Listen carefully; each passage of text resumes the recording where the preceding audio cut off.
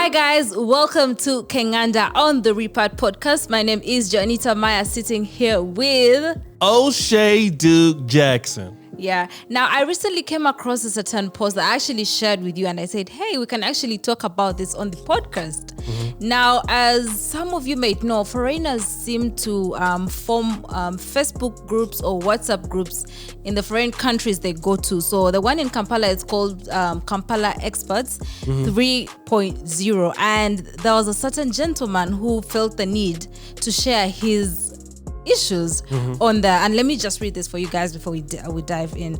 I'm feeling defeated. What is the secret to finding that special Ugandan that wants to work hard when you are not in the country, can resist using the operation funds entrusted to them as their own or lend out to their friends with the unrealistic thought of we will just put back the money before she returns, won't use company equipment for personal use, and doesn't have the mentality of what the Muzungu doesn't know won't hurt them.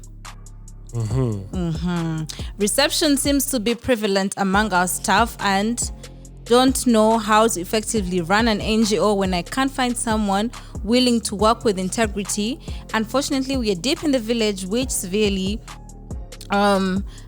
limits us because few are even willing to relocate. Any advice on how this work would be appreciated? This was posted on No White Saviors on TikTok. I don't know if you've heard of them, but they're also on Instagram and Facebook, and they do a lot of work on their social media pages. But this is what this white, I don't know if it's a lady because just a couple on the profile picture. But this is what the lady had to say. This is the issue she was facing as a foreigner in Uganda. What do you say about that? Well, yeah, white saviors, no more white saviors. Yeah, no more white saviors. One of them is a white person who redeemed herself. I don't believe any of that shit, but okay, it's fine. Shout out to y'all. Yeah. Let's talk about the good, bad, and the ugly, because somebody like that is going to be considered, oh, you're a racist. Yeah. Okay. But let's talk about this. A lot of people complain about that. Not even just in Uganda. Ghana, Gambia. I mean, there's a story. There's a sister that's in. I'll put the video link up here. She's a Ghanaian that was living in Australia. Yeah. People steal from her.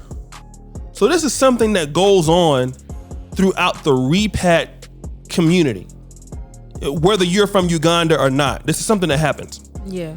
So we don't need to look at it as, okay, is it a racist thing because it's a white person saying it? Yeah. Or is it a human resources thing? Like, are you hiring the right person? Are you not qualifying the person? Are you not paying people the right amount of money? Because that happens here in the country. I mean, but this particular case, I don't think that this is a white person being racist. I think that this is a problem that all entrepreneurs will face in a country with people that may not have the same values or integrity as an employee. And maybe you also at the same time not, seeing the person's needs to the business, or you not seeing what their skills are, their integrity. So both of those things combined into one. This is not really a racist thing. It just because it's coming from a white person, there's a deflection like, oh, well, he's saying this because he's racist. Or does this happen in Uganda regardless of race? And it does. It's happened to me. And I'm black. Yeah. Yeah, you'd actually be surprised. There were so many people in the comment section actually saying that what's wrong with her post, because they felt like it was actually true. Like, leave race aside, what she was saying was actually true. Now, to give you a background on how most Ugandans operate, I don't want to hate on my people. I don't want to come and say, oh, you're hating on your people and defending your country people and whatnot. But I want to call a spade and say the work ethic in this country is lacking. Okay. The people that, of course, they're hard workers, they're people working hard, obviously that exists, but there are also people out there just looking for shortcuts. They're looking for, there's a thing in Uganda we call enjaulo. It's like a difference between, so let's say you send me for something and then I get to the shop. You send me for something for 50,000. I get to the shop, find out it's like 30,000, and then I'll tell the shopkeeper, oh no, you know what? Just give me a receipt for maybe 50,000. That's I'll show you the receipt that shows 50,000. Right. Yet I took the 20,000. Okay. And there's so many people that do that. As it can go as low as just your shamba boy or your housekeeper and whatnot, and as high as a government official. Okay. They do that all the time. Don't come for me. But they do that all the time. Right. That's how some government officials become rich. Okay. You know, by looking for shortcuts in everything that they do. I have no issue with this particular lady because I actually agree with it. Remember when we went to the bank? And the lady who was supposed to work on us, right, was on her phone, yeah, giggling and gossiping. Yes, she was supposed to attend to customers. Yes. And you were actually fine with it. I was like, no, let's look for the manager. Let's actually, like, how do you have customers standing right next to you and you're on your phone giggling and gossiping? Right. But then again, you also have to look at where it all stems from. It stems from the people in power. Okay. Because if you also don't pay your employees very well, guess what? They're not going to treat your business like it's that important. Right. You can't have a receptionist getting 100K and then expect her to give 500K customer service. Like you're starving her. She has no allowance. She has no benefits. Right. And then you want her to smile for all your customers, like whatnot. Right. Yeah. And let me kind of also talk about that aspect too, because remember I said it's not a race thing. Yeah. Because here in Uganda, and I do know that regardless of how nice you are to certain people, they can steal. True. I've never had anything stolen from me, not that I know of, unless you steal so good I don't know it. No, please. Okay. You have nothing stolen from me because I'm there. Okay. I'm watching over everything. Anti-corruption manager here. But the things that also is as entrepreneurs, and I'm not trying to tell Ugandan or because there are a lot of elites here that have businesses that are doing very well and they have a very low payroll. True. And then when the Chinese and then the Indians come here, they also will maintain a low payroll. You have to be smart enough to understand that if you are leaving your business in the hands of people and you're out of the country, okay, well, what are the expectations that you're setting with the person? And that's why I try to, pay way above average to say, listen, the reason why we don't need to steal from the business because if you steal from the business, it can't grow. Thank you. And I'm going to be able to do more things for you. You can have part of the business and they can grow more if we keep feeding the business. Yeah. So certain things you need to be able to talk about and try to have a relationship with people and give them incentive to go over backwards for them. Yeah. And that can still happen if somebody can steal. But if you're paying somebody 400,000 shillings a month or 500,000 shillings a month, and let's say if you have a car or something like that, and you leave and then somebody's driving the car. Well, you need to explain to people, listen, this is what it is. We can't have you doing that. And if you do that, then I have to let you go. But I want to be able to help you buy your own car. So if you stick with me, and if you do the right thing, the reward is this. Yeah. Where the person is like, well, I'm getting only 500K every month. My bills are 700K every month. And I should be lucky to have a job. Because a lot of times here in Uganda, people treat employees like, oh, you're lucky to be working for me. Yeah. You're lucky that I'm even hiring you. When this person is either, skilled talent or it's somebody that you're entrusting into the business when you're going away. Yeah. So you need to find a way to incentivize that person to have them buy in to say, listen, I'm dependent on you to don't steal from the business and for the others because it's going to directly come back to you. Yeah. And that's what I try to do. Like, listen, as a team, if we help each other, everybody can get, and we can do more. And if people believe that and they can buy into the vision, if they trust you, then that's what happens. But then if you're not addressing it, and obviously, yes, you are in a part of the world where people are poor and it's kind of, people don't look at the abundance mindset of money. Yeah. I think that money is abundant, it's everywhere. I don't feel a need to steal. But if you're dealing with a person that has a scarcity mindset and they're making 50,000 shillings a week or 20,000 shillings a week, and then you put them in a head of a company, well, they know what they're doing is wrong, but they've never seen life from that standpoint. So you need to be able to explain to people what hard work is and try to align with them, what are their values, And that's the best way you can play, because you can't stop it. Yeah. If you can try to have the money come to you as much as possible, you can do that. I know I talked about Dr. Dan from Farm Up and tried to say, here's the best way you can get the money to come into you and your business, and that depends on the employees. Yeah. But you need to be able to try to qualify who's working for you. Why do they want to work for you? Do they want to work for you because they have a passion for the business, or do they want to work for you because they need a job? Or who are you getting these referrals from? Are you getting referrals from somebody that you know in the village that they need somebody? So things like that. Like, are you really quantifying their skill set for the actual business? So those things also come to a lack of training. Now, values you can't teach, right or wrong.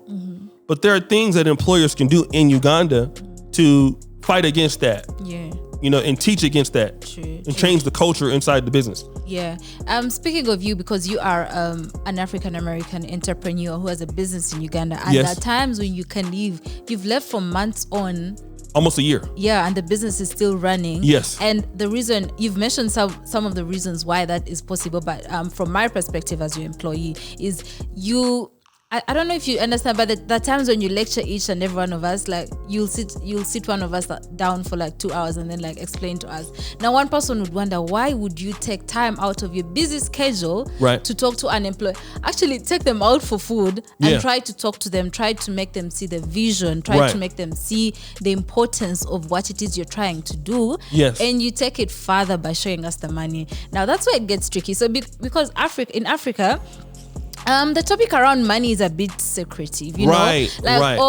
Like, not every employee knows how much the company makes. Right. It's on a hush. Oh, they make this amount. No, how much? It's like guesswork. But I can stand here and I know how much this company makes this month because you're able to show us. You show us, hey, this is how much the company is making, and this is how much each employee is getting. This is how much the money is going to help build the company and whatnot. And I feel like some people miss out on that. I mean, if your employee doesn't know what your profits are doing for the company, if your employee doesn't know your vision, if your employee doesn't even know what you want, what your future plans are, how are they going to treat your business as the business you want it to be treated as? Right. Yeah. So let's just kind of clarify. So the Kinganda brand actually loses a lot of money every year. Yeah. But Kinganda does all my editing for the other stuff, which brings in, and my American stuff, which brings in some other sort of profit. Yeah. So, but I'm very transparent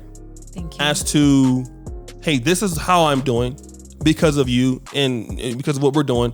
And then here's the equipment that shows for what we're doing. Yes. So people can actually see. Yeah. They see, okay, here's the reinvestment into the business. They see, okay, here are things getting better in the business. Yeah. They see, okay, here's the improvement of the quality of life. Yeah. So you're taking these individuals and you're having them buy into the team.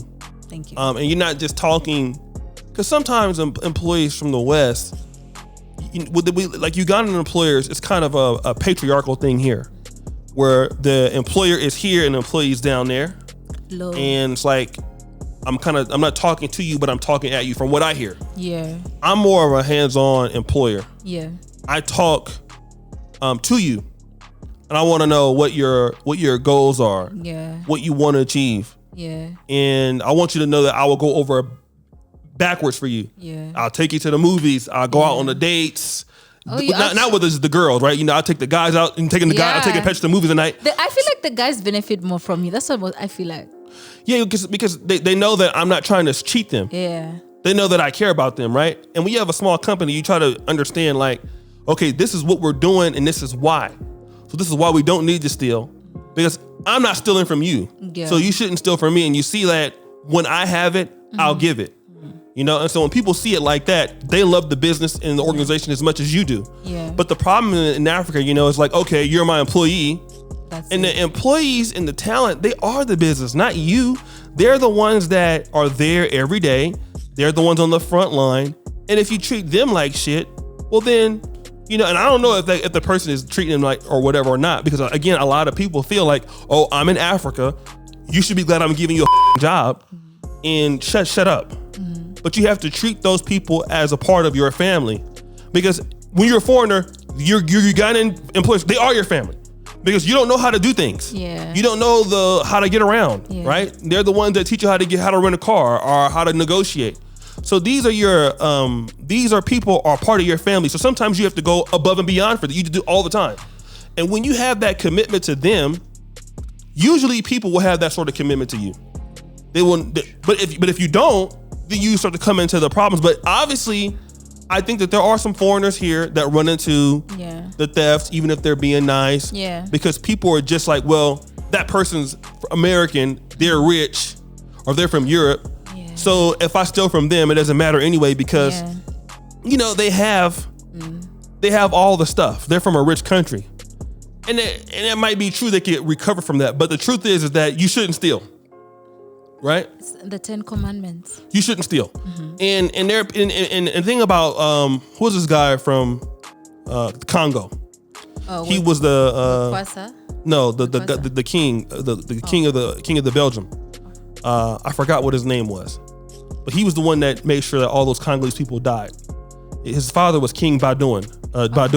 I think his name was. Anyways, this Congolese guy, he was the one that invaded the Congo. And he had Rwanda and Burundi. And he said upon meeting the Africans, he already knew one thing. They already knew who God was. They knew right from wrong. So you didn't need to teach them, you didn't need to teach Africans that. Because they knew it. And that's the thing about Africans, I don't care if they're from the village or how poor, they know God. They know thou shalt not steal. Thou shalt not kill. Why? Because if you yell thief in Kampala, and if it's you, somebody's gonna come beat your ass. So Africans already know not to steal. They know not to kill. They know not to lie. Africans were the one that probably invented the commandments. So they know that. But you have to reinforce that by your word. Yeah. And if they have a problem with integrity, and I've had that problem on my team, sometimes I haven't fired people. I've told them, your integrity here is an issue. I've had that conversation many times. On my own Uganda, whereas, the work ethic is not there, the communication is not there, people are lying. So listen, you want to go through life like this? You need to shape up. Where in America, they would just fire you all right away. Yeah. But here you necessarily can't do that. Sometimes you might take, for persons, 80% a good employee is a good employee. Whereas in America, 80% is not. But you're dealing in a different situation. True. So if a person has some mix up here and there, like there's a guy I made a lot of money with, he overcharged me for a few things, but I couldn't throw him out the door because I needed him. In America, I could just get rid of you. But skilled labor is hard to come by here in Africa. Yeah. So you have to deal with people and talk, listen, you don't have to do this with me. Here's why. People respect it and you can move forward. But you try to deal with people at where you're at. Try to, you do the best you can on your end. Yeah. Right? For sure. And it's also not a rest thing. The lady was talking about, she's like, sometimes some Ugandans or Africans will do something thinking, the Mzungu. Mzungu is a slang for a white person. Yes. So like, the Mzungu would notice or whatnot. But it's also not for white people only, because even Ugandan bosses or Ugandan employers face certain things. They face the exact thing. Theft is theft. A thief could come in any color, in any form. Even the one person, even your own guard that is meant to protect you could be a thief, if you're not treating them right or if you're underpaying them or something like that. Yeah. And then on the subject about employees, do you know that when we were with you during the lockdown at Leonia, there was a shift in our mindset? I don't know if you noticed that. And the shift in the mindset came about because we spent time with you and we kind of saw how you do things your way. And then that kind of set a tone for everything. Because you sleep like 4 hours, you're working all through the night. Well, some people on the team kind of picked up on that, and now it's so normal. Someone's like, Kwezi will be like, I'm editing all night, or Sitat will be like, I haven't slept in 2 days. Not that we're glorifying, overworking or whatnot, but sometimes the boys on the team know what is at stake, so they do what they can do to make sure they deliver, because that's what they saw you doing. Right. But initially, that wasn't it. Initially, it was just like, it's a night, no, sleep. What do you mean? Stay up at night and like work and look for ways to make more money? No, it's just like once darkness is out, that's it. The money is also gone. We'll look for the money in the morning. But I think it also helps when you spend time with your employees and kind of show them you have to lead. You tell me this all the time. You have to lead by example. You have to show the people what you want them to do. Right. Yeah. And for people who have a problem with, you don't want to trust people with certain elements of money, it's going to be honest with you. There are going to be times where you're going to trust people with some money. Yeah. Like, you have no choice. Somebody got to pay the rent. Somebody got to pay for Zuku. Yeah. The internet. Somebody got to pay for the work permit. Yeah. Expat. It's just like somebody has to take care of some stuff for you that you just can't do. Yeah. And so you do need that go-to person to send money to. Yeah. But there are ways that you can try to minimize that by, if you have, let's say, a farm or something like that, if you want the people to, pay you directly, if there's certain people have cameras that they watch to see if people are stealing at night, if people are doing things, so that you have that option. Yeah. But again, ultimately, it's about finding the right fit for you and the right integrity fit for you. People in Africa, they are people here with just as much as integrity as in America. Yeah. People in America can steal from your ass too. People in your family can steal from you. But the thing about it here is, I feel more comfortable here running things than, let's say, I would feel like if I was in Sacramento. Yeah. Because some people might feel entitled. Oh, you're African American, you need to do X, Y, and Z. But here, I know I'm black. Yeah. But people are looking at me as, oh, yeah, well, you're somebody I need to prove myself to, because you're giving me an opportunity and I'm working for you. Let me not mess this up. Sometimes you have hiccups along the way, and there are different problems that you have. But again, I don't think this is a race thing with that particular white person. I think that the people also who go out there and call it racist, you have to understand that you're also holding people back, because because if you talk about corruption, and we know that it's rampant in the continent of Africa, and it's not just the governments that are the problem, it's everywhere, right? And people can't steal, because if you steal from this person, you'll steal from somebody else, but ultimately you're stealing from yourself. And if you look at these countries like Dubai, Qatar, these people don't steal from themselves. The money that comes in goes back into their people. Yeah. And I think if, as employers on the continent, if we go back and Leopold was the king of Congo. Oh, okay. If we go back and show people why we shouldn't steal, and there's too many people I see also employers in Africa. Yeah. The payroll is $4 million a month. That person has a Range Rover. That person's living in Kololo. Mansion. That person isn't paying the employee for 6 months. Yeah. That person's getting Belvedere and tricking on the girls in the club. And so there's no reinvestment. Yeah. But I think that if you're committed to your employees, just like any coach, a lot of teams that are win Super Bowls, they will do anything for the head coach because the coach is invested in them, time in them. And it's the same thing. You want to grow leaders. And when I'm going, you can carry on the show because we have made that bond. So everybody's on the same page. Yeah. So, and then when people start to understand that money is not scarce, it's abundant.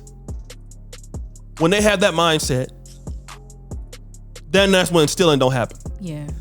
But when a person thinks I'm scarce, I'm making $200 shillings a month, and my bills are $400, then you better be watching out. Yeah. So. Yeah. Yeah. I have nothing else. Do you have I just want to say this. Yeah. Also, what are the growth levels in the business? I mean, I remember because when I first started, I was able to pay only a certain amount. Mm-hmm. But as I started making more money, the first people that it trickled down to was people who helped me get it. Yeah. So Satati, he came from Kenya to work for me. I'm not gonna tell you what he was making at first. It was more than what he's making in Kenya, but it's 3.5 times more now. Yeah. And he created the Celebrity Junk for me. Almost all my editors have their own PCs. We're about to buy all of them laptops. Yeah. Everyone on the team has a machine. Everybody has a machine. So we have really good equipment like you guys see here. I mean, we're on the shores, so we're not hurting. We own 3 cameras here. Yeah. So it's the investment back into the team. And so as you do better as a company, your people are supposed to do better also. So everybody doesn't think like me. But then how do you keep talent? You keep talent by appreciating them. Look at Apple, look at Google. Yeah. These places in America, you can literally go work for Apple and you can take your kid to daycare while you're working. And then at lunchtime on the campus, you can go for breakfast. and lunch in the cafeteria. Free lunch. And then after, you can go work out in Apple or Google or Facebook. Then you go home and they don't take any of that money out of your pay and you're making at $500,000 a year. That person will kill you as an employee over Facebook. You know what I mean? Yeah. If that person works for Google, you work for Disney, you will fight somebody who talks about Disney if you work for them. Yeah. Because they're treating you so good. But that's what America does with its talent. NVIDIA, you look at AMD, Intel, like people die to want to work at these jobs because they look at what they get. But you know, the reality is that here in the continent, you're not really seeing foreigners appreciating the talent, and you have talented people here. So if you have talented people here and you don't quantify or you don't qualify the talent, or you're not appreciating the talent, bad things are going to happen. True. But you treat people nice, you treat people with some respect. People here can do the same things that somebody can do in the States. Like, you know, I will say this, and I'm over talking here. Yes, sir. My team, the Uganda team, internationally, look at what I'm saying, Quasi. We are the best post-production team on social media in Africa. Okay? We can beat anybody any day of the week. Everybody. We started with nothing. I'll put my guys up against anybody in Nigeria. Hell, I'll put up my guys against anybody in America. We got one of the top 10 teams on the international standard in the world, especially in Black YouTube. We're number one. And when you give your guys the things that they need, they can compete with anybody. Africans can compete with anybody in the world, but you got to have the right employers for understand the people here. Now, let me say one thing too about whites. Do they understand the blacks? Like Black Americans, we understand, like, it ain't too much different from Ugandans and African Americans. It's some language stuff, but Negro stuff is Negro stuff. So I understand what I'm dealing with when I understand the boundaries that I gotta set too. Yeah. You know what I mean? Yeah. So you gotta, a lot of times with blacks, talk to people. Like a lot of times we talk at Africans and not to them. Treat them with some respect. Treat them with the respect you want to have for yourself. People really appreciate that going a long time way. I think a lot of whites come to Africa want to get worshipped and stuff like that. And like, I like to get my ass kissed. And then when it doesn't work out, it's a problem. But I think also blacks also understand how to deal with Africans maybe a little bit better than whites here. Yeah. In my opinion, we have a little bit more of it's easier. Yeah. I would say. Yeah. Anything you want to say? I think that's true. There's that our ancestors are linked together. Yeah. We can call it that. But tell us what you think in the comment section, guys. Let us know. Do you agree with what we say? Do you want to disagree? Do you want to add on to what we say? Just tell us all that in the comment section. And don't forget to like this video, guys. Do like this video and subscribe to our YouTube channel. Follow us on all our social media pages: Kengana Nation Instagram, Kengana Nation Facebook, Kengana Nation Twitter, and follow Mr. O'Shea Duke Jackson. Instagram at O'Shea Duke. I don't really be on there. I do be on there looking at the IG models and stuff, thirsty. But just hit me up. Yeah, guys. We'll see you guys next time. Bye. Peace.